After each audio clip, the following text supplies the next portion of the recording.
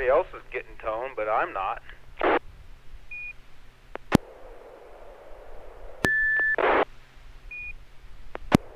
Mic test. We'll be monitoring Wilson.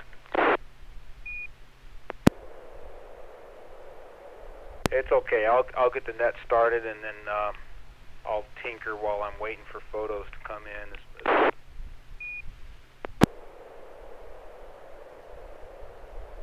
In my case, if I have to change the settings, I have to get out of the SSTV app and then bring it back up, and then the tone works.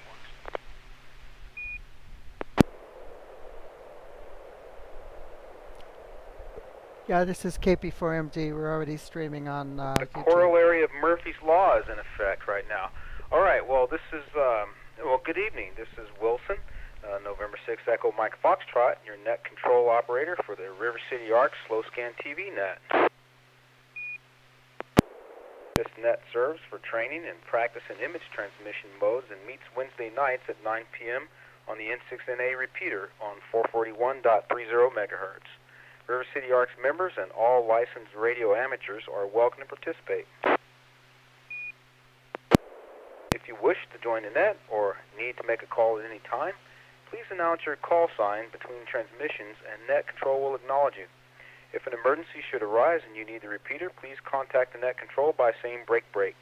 A double break signifies emergency traffic.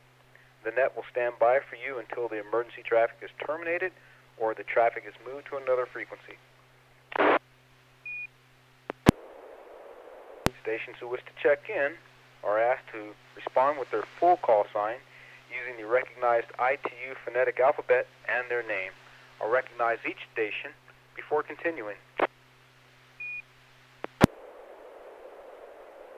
Any station who wishes to check into the net, please come now. This is November 6, Papa Golf, Quebec, Bob in Roseville. Neil, Kilo Lima 7, Hotel Quebec, Romeo in Antelope. Good evening, Alpha India 6, Delta Golf, Joel in Florence.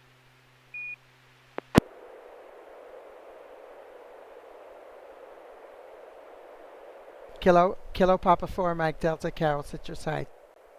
Bob, thanks for checking in. KL7HQR. Neil, thank you as well. And welcome back, Joel. AI6DG, thanks for checking in. Do we have any other check-ins?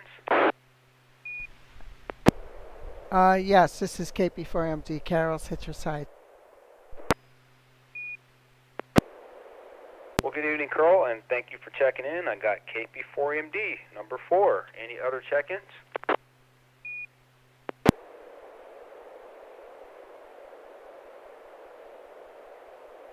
All right, well, let's get the slow scan television show on the road.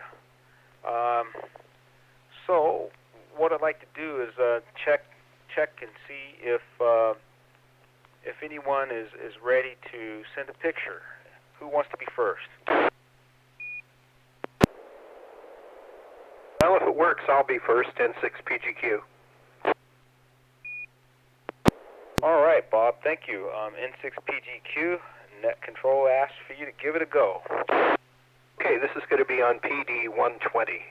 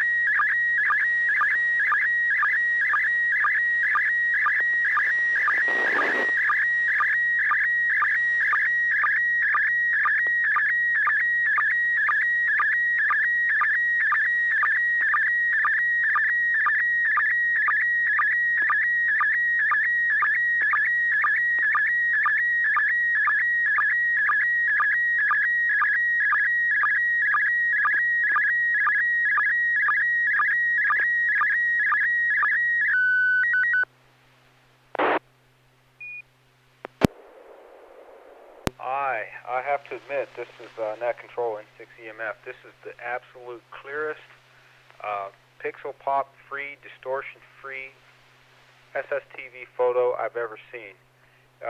There's no color spectrum though. It seems to be mostly black and white, but I can tell it's a color photo because it does have some color, like brownish colors in it, but it's substantially black and white. I am recognizing this. I want to have some fun with it though. So before I say I know what it is, I'm gonna turn it over to Neil, KL7HQR. Roger, this is KL7HQR. I agree with you 100%. It's an extremely clear picture. I can count the specs in one hand. There is one little line in there where the repeater identified, but that is it. Very, very clear. I'll let you discuss the content.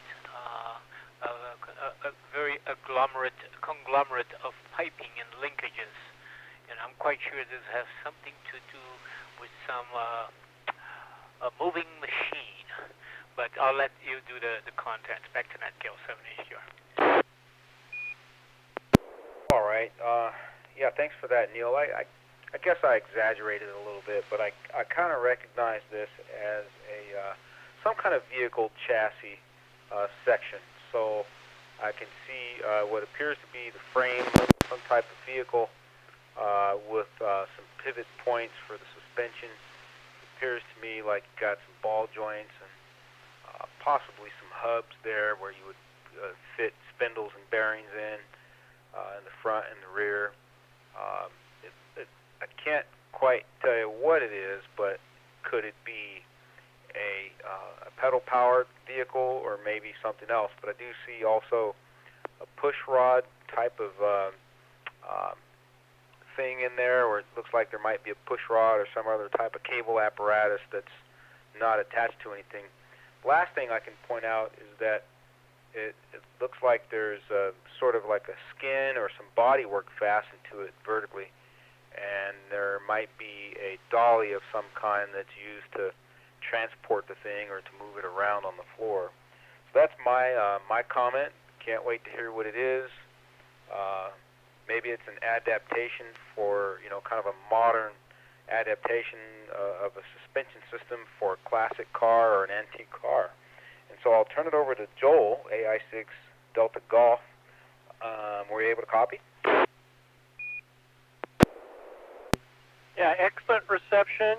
You're right. There's hardly any pops at all. Too bad the repeater ID'd in the middle of it. Otherwise, it'd be near perfect. And most things have already been said. I mean, yeah, I see some ball joints. I see on the, looks like we're looking at it down at an angle, so at the lower right and kind of middle upper, I see the two bearing races that maybe, and like a suspension arm with lots of tubular chassis stuff around. A little bit of white skin up on the top, but it's inside the tubing. That's kind of interesting. Man, that caster in the center really screwed me up for a while. But yeah, it makes sense that it would be a dolly. And that little cable, kind of in the bottom, just above that bearing race. I wonder if that's for like a brake or something. So this, that means it's not a F1 or any type of racing car, because they wouldn't be using a cable brake. So, I don't know, maybe a plane of some kind, or a go-kart, or pedal. Yeah, it could be pedal, I suppose. But, yeah, there's not much here to go on. It's just lots of little tempting clues, just enough to confuse us. So yeah, so they could take a couple steps back and retake the picture. Yeah, let us see more. Back to net, AI6DG. All right, pretty good, Joel. I'm looking at those hub-looking things, and I'm realizing they probably don't have the strength and for a wheel, kind of a wheel set. They might be where some shafts run through there, for a suspension or some other type of this is some kind of shuttle device or something. I don't know. It's very interesting though. How about Carol, KP4MD? You have, assuming you have YouTube up and running, tell us what you see and your impressions of the photo, and if there's anybody out there, any viewers on YouTube that can give them a shout out, we'd appreciate it.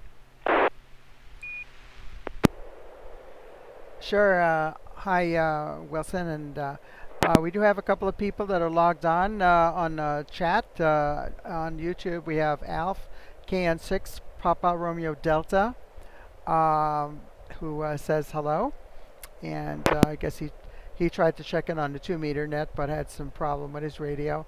And Craig, Whiskey Papa 2 November, down in Cajun Country, Louisiana, is watching again. And Craig, hi out there, he says he thinks it might be an ultralight frame.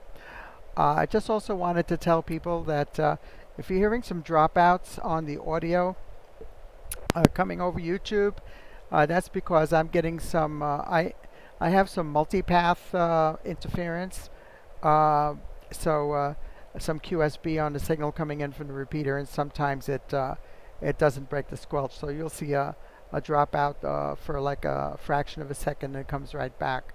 That's what that is, but that's on my end.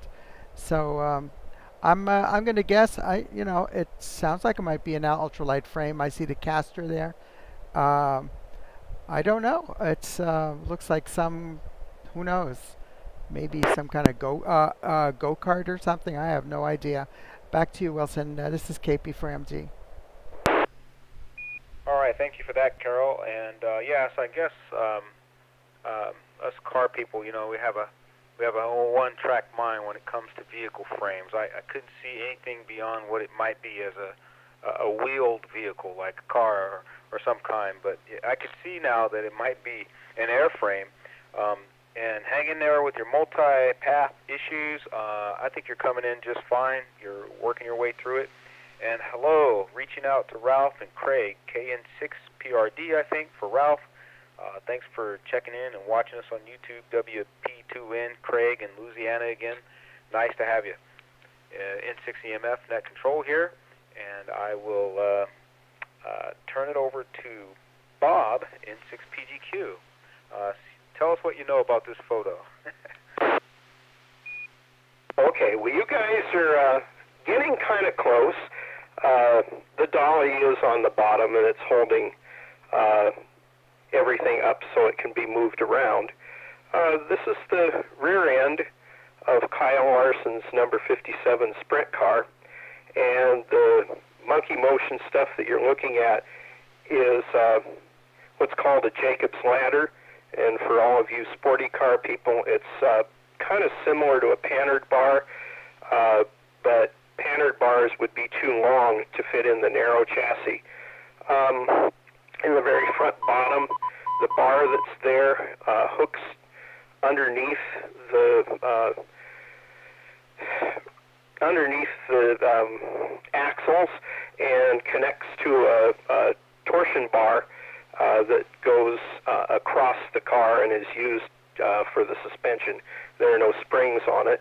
And those round bearing type things are where the axles go through.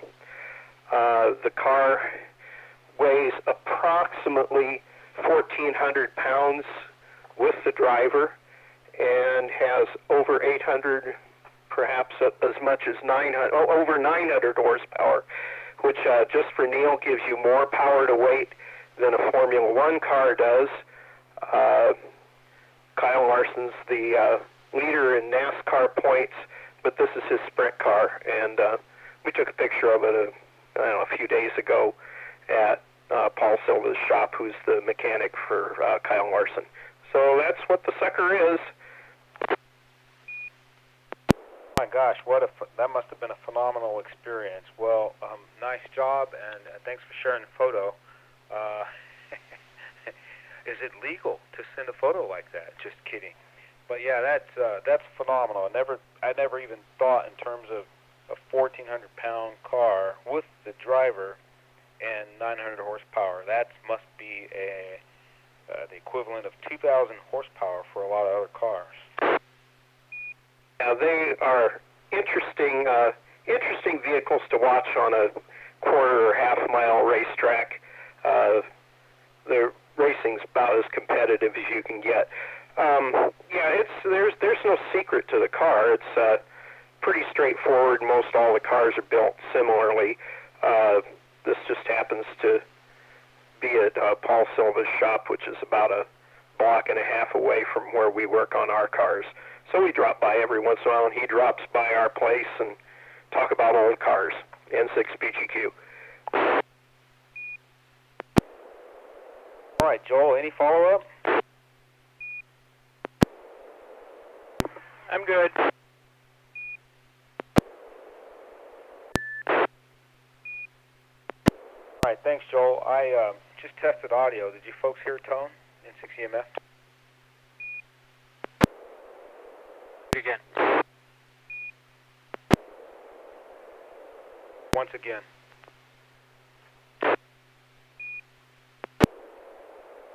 No audio.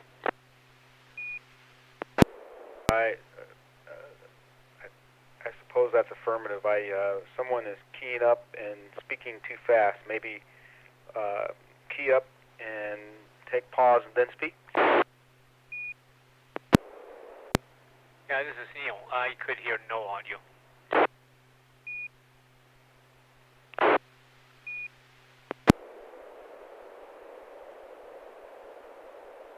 I thought I could hear, but it might have been on.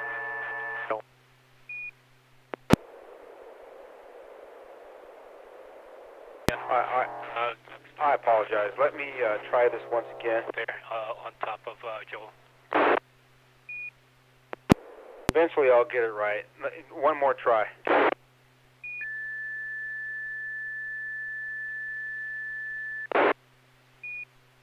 That was good. Okay, very good.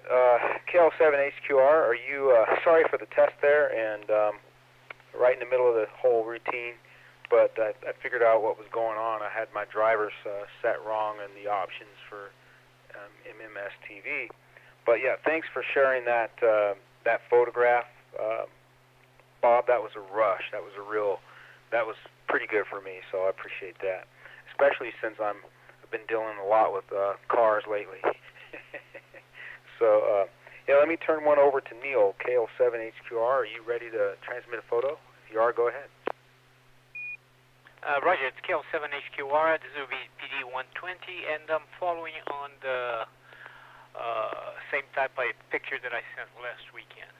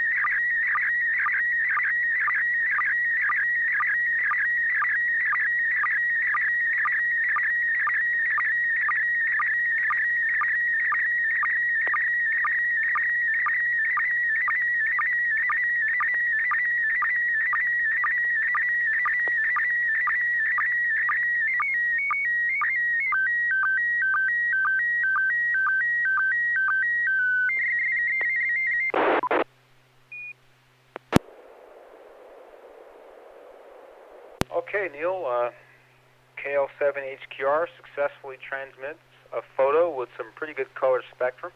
It must be a really clear night out there on the 441.300 repeater here, because I don't see hardly any pixel pops, and just a little bit of, I wouldn't say distortion, but maybe a little bit of blurring. I'm not sure what we would call that, but the photograph is not super sharp, but I wouldn't expect it to be. Very good color spectrum. I see an array of photographs arranged in a kind of a quadrant fashion. 4 photos, and they're all featuring fruits in a marketplace, like a market type environment with pricing.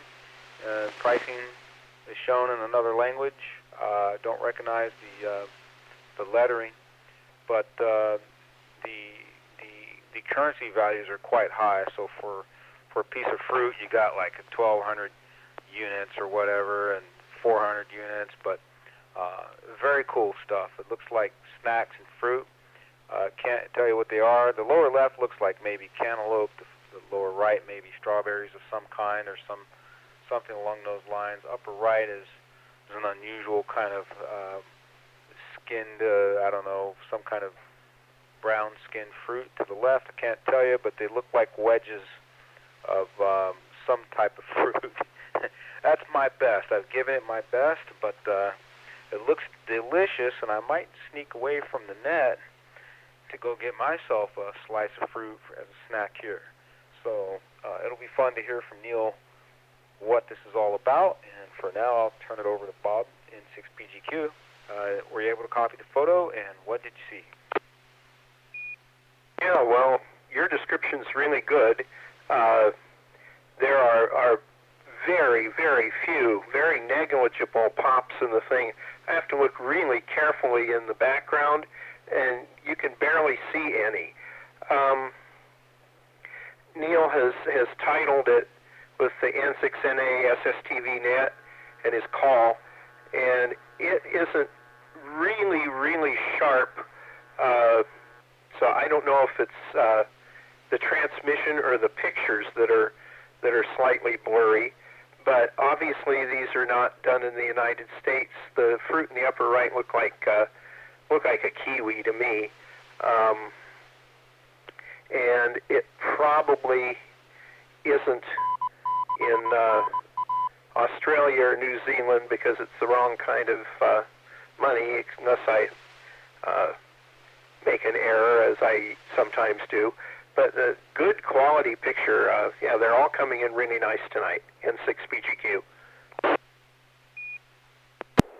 very good. Well, thank you for that, Bob. And let's see, I'll go down to Joel.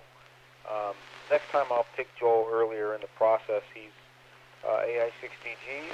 Were you able to copy? What did you see? Yeah, I'd agree that tonight's been amazingly good quality. I think I've only got pops on the screen, which is next to nothing. I mean, I actually had to work hard to find those 5. So we got a quadrant. Lower right looks like strawberries to me. The red something's inside a little plastic display boxes. Lower left is something like cantaloupe halves, but they're on the little doilies, kind of like you would do with cupcakes. That's kind of interesting. Upper left is probably cantaloupe wedges. And upper right, yeah, it could be something like a kiwi. I was thinking pears, but I mean, look at the picture on the label. I'm assuming that's kind of to tell you what it is. But they're in cellophane wrap. They're kind of in a little display box. Almost as if they're to be gifts. Same with the lower right strawberries, or whatever red fruit that is. It's kind of fancy to show off, almost like it'd be a gift box or gift wrap.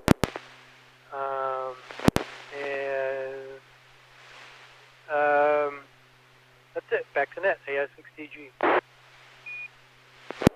yeah, that's something we didn't pick up on. The nice packaging, the adornment of the food there. So that's great. Thanks for that, Joel. AS6TG comes back with a pretty good report, and turning it over to Carol, KP4MD. If you're there and can comment on the photo, would appreciate it. Okay, yeah, this is KP4MD. A picture came in with no pixel pops at all. You could see on YouTube, nice and clear, and looks like cantaloupes in the lower half, lower left-hand corner, maybe strawberries in the lower right hand, something like kiwi fruit or pears, maybe pears up in the upper right, and maybe some slices of cantaloupe on ice up in the upper left-hand corner.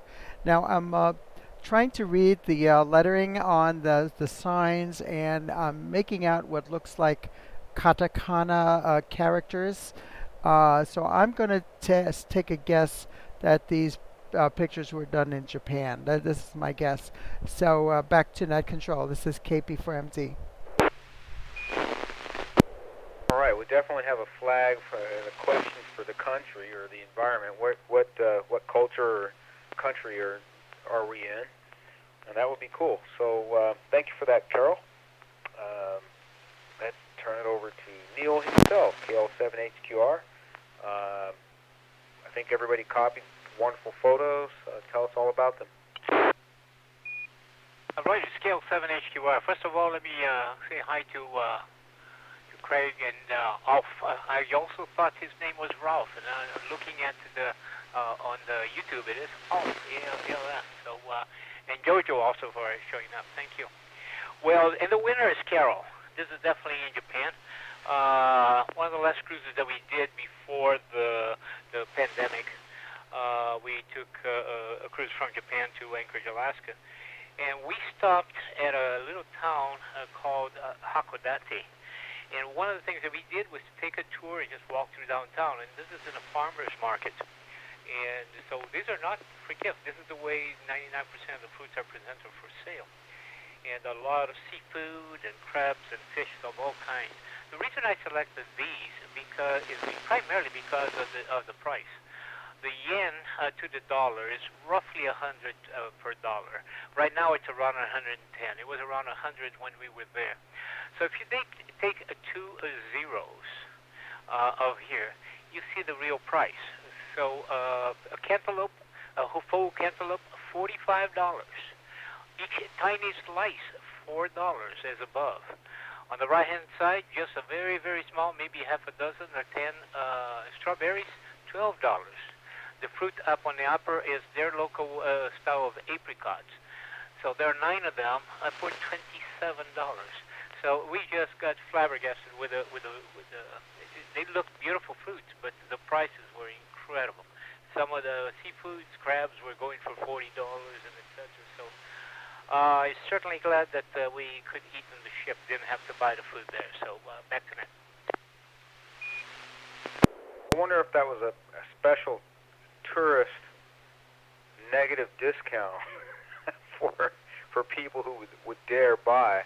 Boy, that's quite interesting. Thanks for that narrative. And for Alf, yeah, sorry I misstated your name. Yes, it's Alfredo, and I have something in common with you, Alf. My middle name is Alfred, so it's a very similar sounding name. And in junior high school, a handful of my friends would pick on me, and they nicknamed me Alfred, even though no one else in my family or among my friends or family would call me that. But I have a group of friends from junior high school that still call me Alfred today. It was just a way that they used to call me, you know. So that was fun. And so yeah. And JoJo, KN6HTD. Good evening to JoJo, who's out there monitoring you on YouTube. Yeah, so let me turn it back over for comments. Were there any additional follow-up questions or comments or points for the photo from Neil? just a quick clarification. Now, this was not a special market for tourists. This was definitely the main market, so it was incredibly packed. So, regular prices. Thanks for that. Okay, so yeah, thanks for that, Neil. I think I might have missed a portion of your description, or at least Carol pointed out that she thought that the photo in the upper left-hand corner might be wedges of something, and now I'm looking at it like it might be something in the papaya family or something along those lines. But is that fault or ice? On the top right is their local type of apricots. There are 9 of them. And, of course, on the left side, there are extremely thin wedges of the cantaloupes. And the cantaloupes that you see on the left are regular-sized cantaloupes. They're not small. Okay, so it looks like they're definitely been on ice, not salt. So, okay. Any other points?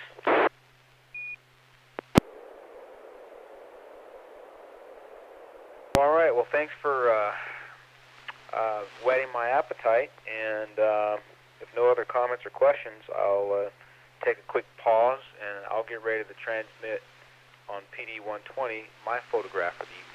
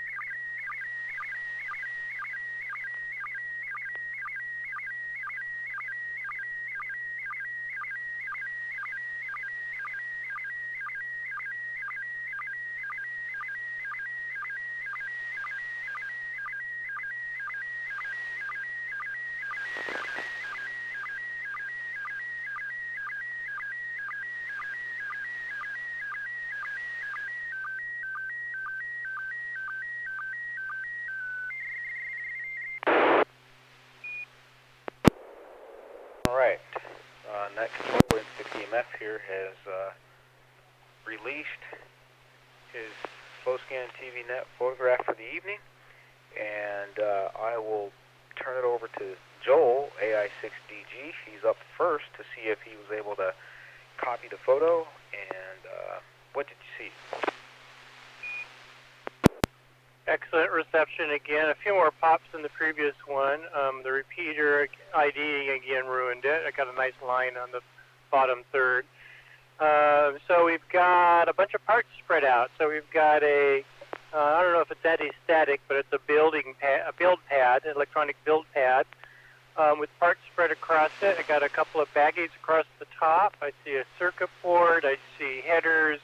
I see BNC connector with washer and nut spread out in a row. Maybe some hardware.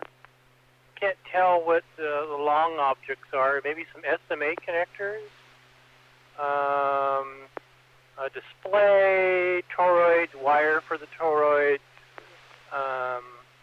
Probably some transistors and The resolution's just not there. I can't really tell.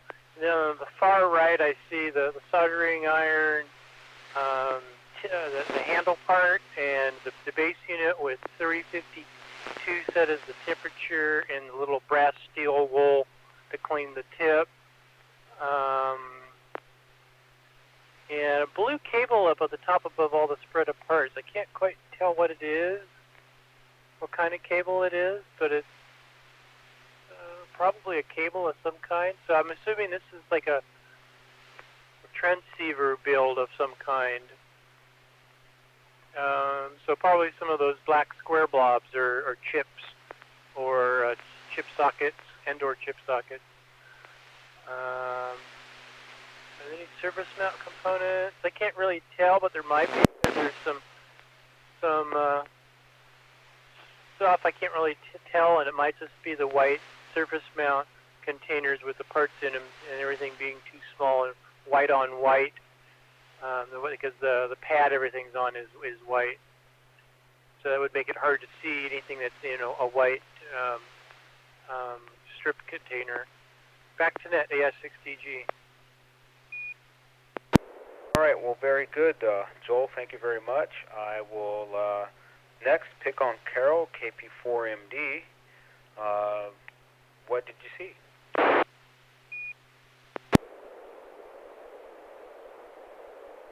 Yeah, this is KP4MD. I saw everything the same pretty much as Joel sees. I see the soldering iron over on the right side with the little brass sponge, I guess, for cleaning off the tip just below it.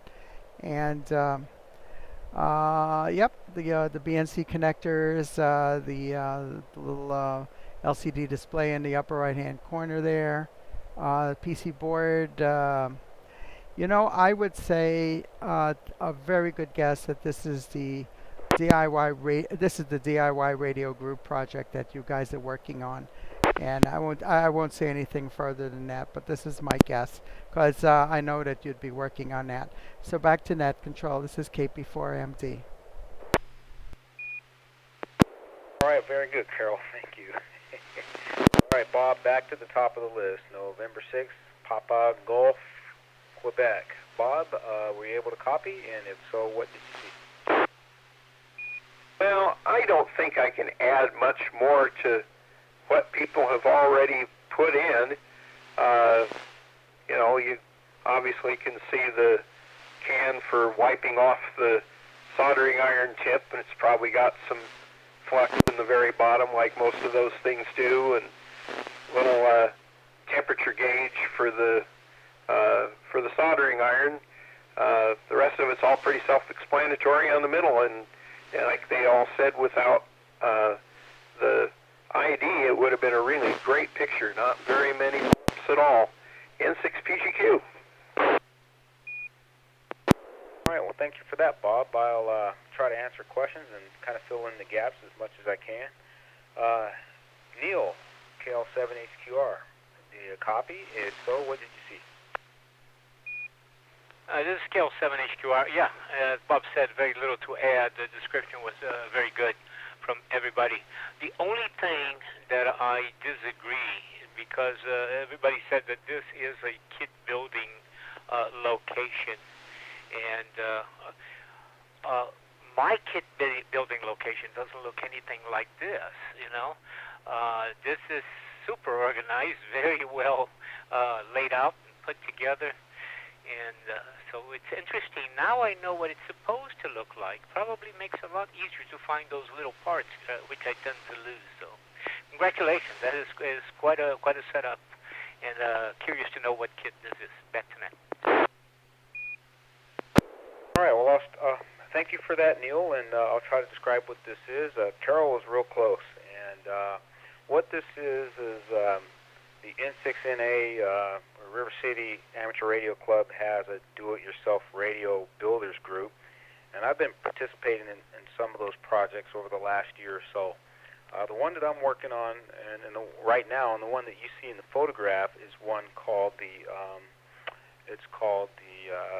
Qrp Watt Meter Kit. So it's a very low power watt meter kit that Phil Sittner developed, along with, I think, Bob Mix, and they published the instructions and developed, the kit and ordered the parts, and basically we paid for kits and they distributed parts maybe a month or two ago. And today I received an email from the group indicating that the first known kit was built by Hiroki AH6CY, and I'm sitting here getting ready for lunch at work, and I thought, I need to get involved. I need to dust off my kit. So what I did was I took everything off my my workbench, which is kind of like my hobby bench. I just wiped everything off, cleared a landing zone. I set the table, and that gray thing you see with the markings underneath, that's really a cutting board. So if you're cutting things like with an X-Acto knife, this would be a hard surface to cut into. Yes, these are just the pieces and the parts, all laid out on a sheet of 8.5 by 11. Oh, actually, that's 8.5 by 14, so that's a legal sheet of printer paper. And it's hard to see because it's the surface mount devices, which are a collection of resistors and capacitors. They're all kind of taped inside these little labels, but they're labeled like 10k ohms at the bottom, and 6.2 is the next one up if you look, and 1.8 and 1k ohm, and all the way up to 51 ohms at the top. And on the right column is all the labeled capacitors ranging from about 50 or about 15 picofarads up to .33 micro. But anyway, that's a nano, someone has to help me out. I forget the name of it. It's a nano controller, nano Arduino controller. And yeah, so the other thing is the blue cable is the USB cable that is the programming interface for the Arduino Nano, and my soldering iron, my soldering station. Actually, after probably 40 years of soldering, started soldering at 5 years old. After 43 years of soldering, I finally got myself a real soldering station, and it's not the highest quality. I picked it up off of eBay, and I think that the calibration on it is not good. It doesn't really set the temperature very well, but it's my first station. I'm proud of it, and it's working. I soldered my first surface mount devices today. I got about 6 different devices soldered in successfully. So that's my story, and I'm sticking to it. I hope I answered all the questions successfully.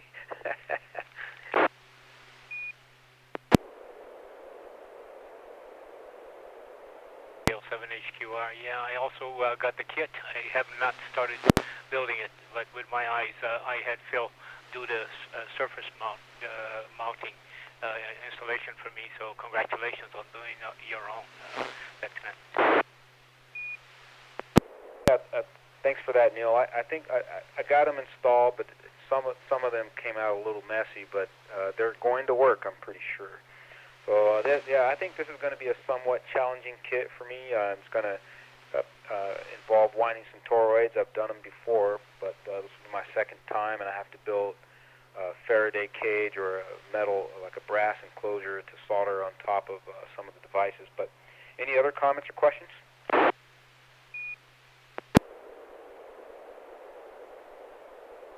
All right. If not, then let's see, AI6DG. Did you want to go ahead and transmit a photo, or if you're ready?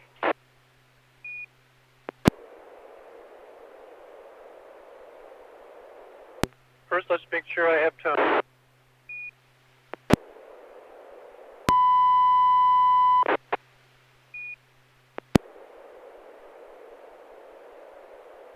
Was there tone? Got tone, yes.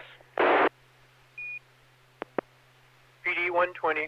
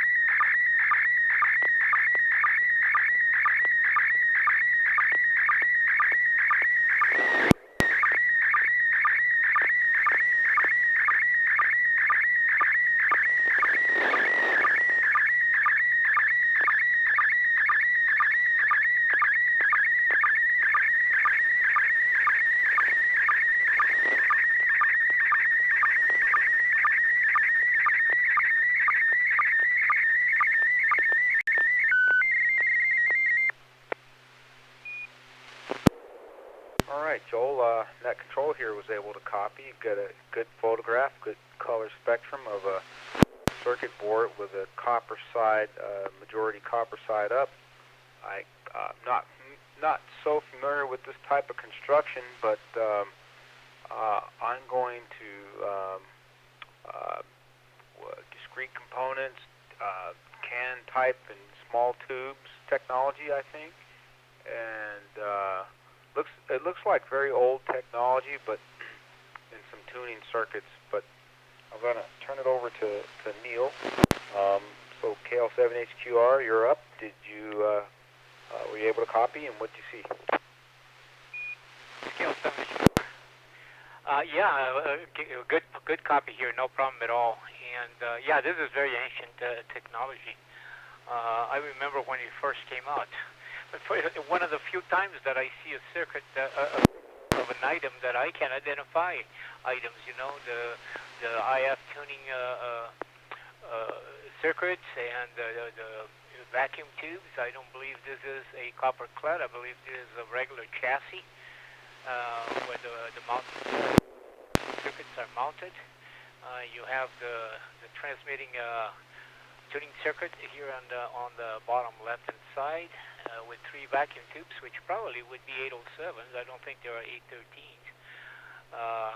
Good old days that you had the plates on top and the V plus voltage going in there, and honest to goodness, tuning capacitors for the tuning. And yeah, this is extremely ancient. It came out just before the invention of electricity. I just don't know what kind of transceiver this is, but it is. Thank you, Joel, for putting something that I can understand what I'm looking at. Back to that. All right, very good, Neil. I'm having difficulty with the scale as well. I don't have a sense for how big this really is. It looks like it's miniature to me, but I can't get a sense of scale. So that'll be interesting to hear from Joel. How about Bob, N6PGQ?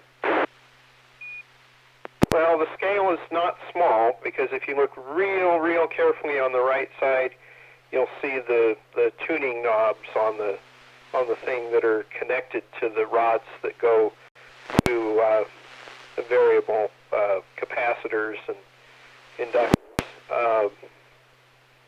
Like Neil said, it's about my era, but it was before my time in opening up ham radios. The manual, the piece of paper in the middle probably has the manufacturer on it, but I can't read it. It's not quite clear enough for me. You can tell that the transmitting section is isolated from the rest of the radio. It has a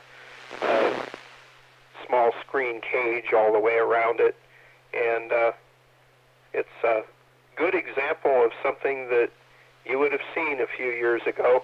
Doesn't look like there's too much corrosion in any of the parts, so this may have been a project of cleaning up an old radio. That's about all I have, N6PGQ. All right, well, thanks for that, Bob. Nice update. Carol, KP4MD, what would you say? Okay, this is KP4MD. I'm going to say that this is definitely a transceiver, and I'm going to guess it's a Drake transceiver because I recognize that the chassis of the Drake radios had this kind of color metal. It was, I think it was maybe a copper-clad steel chassis, and yep, very clearly you can see the three final tubes there that are wired in parallel. I don't know if those would be 6146s. I'm not sure, but all of the plate caps are connected through these parasitic chokes to the B plus going to those plate caps. The two capacitors there and a ceramic coil form. That would be the Pi network output. And I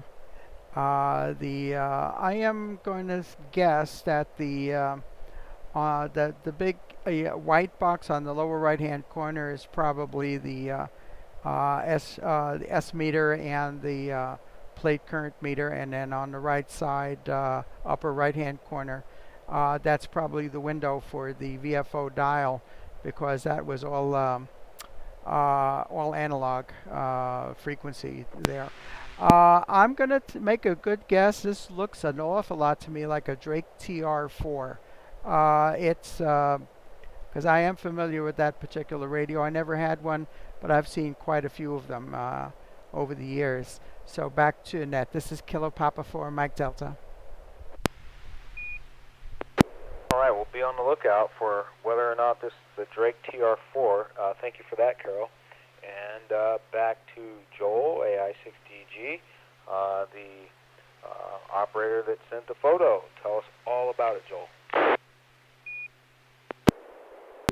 Well, this has been sitting on my shelf for many years, gathering dust.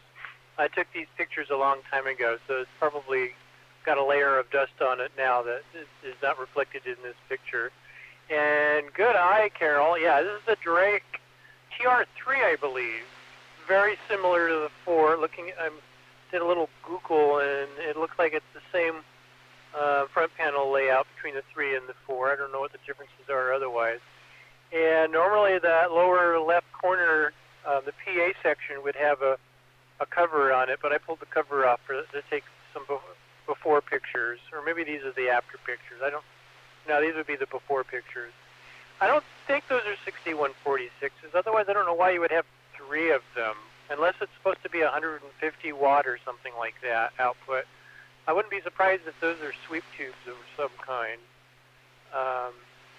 So the big box, it's kind of in the middle right, is the VFO, I guess, because yep, that's where the dial and the VFO knob is. So what that box in the center is, would that be maybe, I don't know. I'm looking at what knob goes into that. I'm just not sure. RF tune. I'm not sure. This is probably like 10 by 12. I'd say each one of those square things is maybe 3/4 to an inch square. So yeah, it's not small. It's not big. I mean, it's not a true boat anchor. But you guys, the way talking about it being ancient technology, are making me feel old. I mean, wow. But I guess it is compared to the stuff that's out now. But this is one of the classics, man. Oh, they don't build them like this anymore. Actually, if you look underneath, you see the 3 shafts going all the way back. The top and bottom one are going to the air caps that are adjusted for the plate and grid when you tune the final. And on towards the right hand side of the lower of those shafts, you can see some elongated rectangles. Those are the crystals, and 1 crystal for each of the bands. And this does 80, 40, 20, and looks like they broke 10 into 3 switch selections. Anyway, there's more corrosion here than you can see on the photo, unfortunately. I'm not sure how I would clean that off. Back to Net, AS6DG. Oh, all right. Joel, I actually would like to see a photograph. Maybe I could ask you to email me one later. I'd like to see better, more resolution. I'm sure I could find it online as well. So I'm curious. Some of the things you pointed out, I want a closer look. Any other comments or questions? KL7HQR. Go ahead, Neil. Yeah, thank you, Joe, for bringing it up. It kind of rang an incredible number of calls. Some time ago in the beginning of the SSTV, I showed my old station in Anchorage, Alaska that was building on a 19-inch wreck. And my transmitter in that station was a TR3. I used it for decades. That's the transmitter that I took to the backwoods of Alaska to work with the dog sled races in 72, 73, 4, 5, and 6. Portable, and it was an incredible workhorse. And I agree with Joel. It was one of the great ones, and I didn't remember what it looked like inside. So thank you. And you can see on the bottom right-hand side there, on the little box behind, you can see the little light bulb that would light up the S meter. One of those old light bulbs that we don't use them anymore. So thanks, Joe. This is quite neat. My last question for you is: does it still work? This hasn't been powered up in decades, so it probably is very close to working. I just need to recap it and then realign it. And this is the top. Next week I'll send a picture of the bottom so you can see what the construction style was like back then, because there are no circuit boards in this entire transceiver. It's all point-to-point wiring.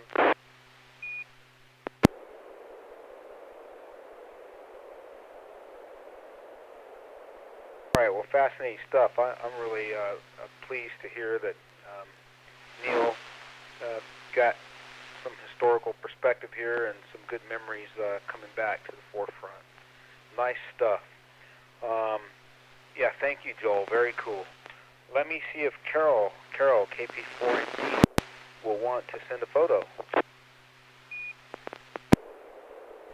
Yeah, certainly can do that. It's KP4MD PD120.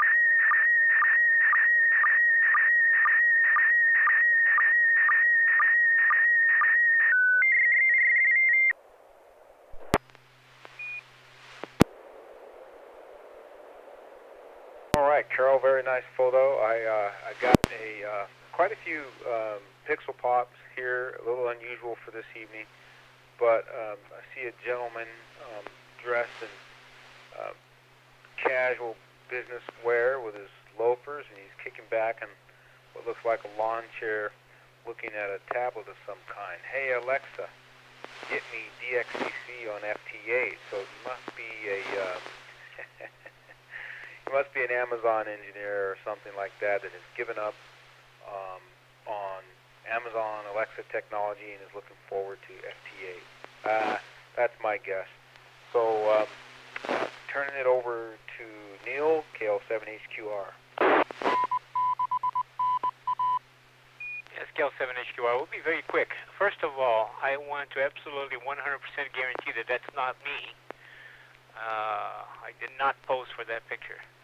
Second, the picture is great, good copy. I have very few specs, but knowing Mr. Bob, PGQ, I have a feeling he may have some comments about this one. So back to net, KL7HQR. That's good. Let's see what we got. We'll turn it over to Bob. Thanks for that, Neil. N6PGQ. Bob, any comments? Okay, well, this is the one picture of the evening that I got my triangle-shaped scan on the left side, and everybody's said what you can see. The picture quality is really good. He's sitting there with his little laptop and working FT8, probably connected by Bluetooth or something to his fancy software-defined radio, and he's watching the comments come in. This is the system that allows you to do emergency communications on your amateur radio when you need to. Whoops, you can't do that with FT8. Anyway, there's my Luddite comment, N6PGQ. Luddite, I love it. Thanks for that, Bob. Turning it over to Joel, AI6DG. Comment? Question? It just looks so comfy in that reclining lawn chair. Well, it's almost a lawn chair. I mean, it's ultra comfort, ultra fancy lawn chair, and and I'm assuming this is supposed to be a joke, but the joke's on the joke, because I don't see any reason why you couldn't actually have this happen. You just get a remote SDR of some kind, and there's got to be some way to hook Alexi into it. And I don't know if the FT8 would run on the tablet or on a remote computer connected to the remote radio, but there's no reason why you couldn't get some sort of setup here to do FT8 remote on the tablet sitting in the backyard like this. So the joke's on the joke as far as I'm concerned. Back to net, AI6DG. Right, like Maxwell Smart, maybe he's talking to Alexa installed in the sole of his shoe, his loafer there, boat shoe. I'm being silly. That's what happens to me late in the evening sometimes. Thanks for that, Joel.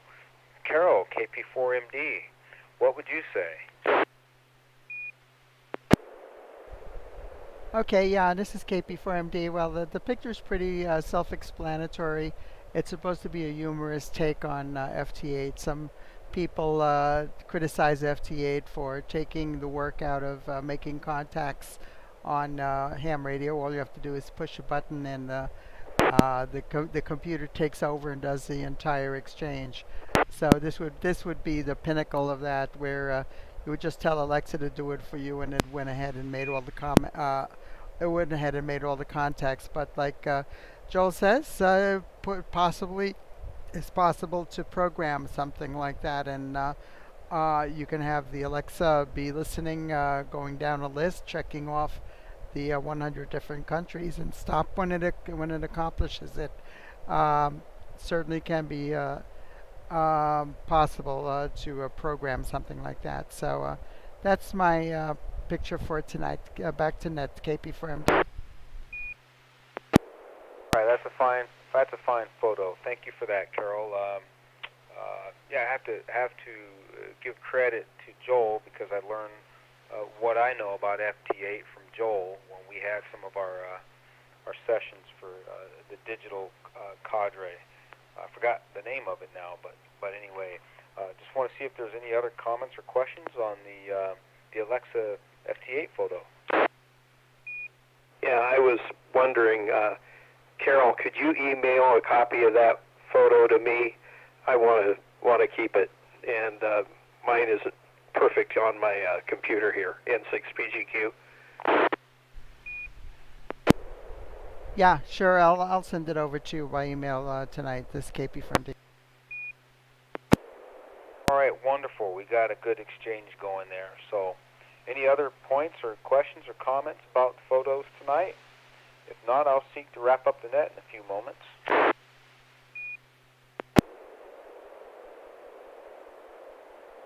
All right, we had a good run. It's a little after 10 o'clock, and I'm going to seek to wrap up the net. And let's see, what will I say? I'll say, well, thanks to all participated in tonight's SSTV Net. And again, thanks to JoJo for being out there, KN6HTD for watching us on YouTube, as well as Alf, KN6PRD, and Craig, WP2N, and especially to Carol for setting up and running the production on the YouTube channel. We hope to see you again next Wednesday night at 9 o'clock p.m.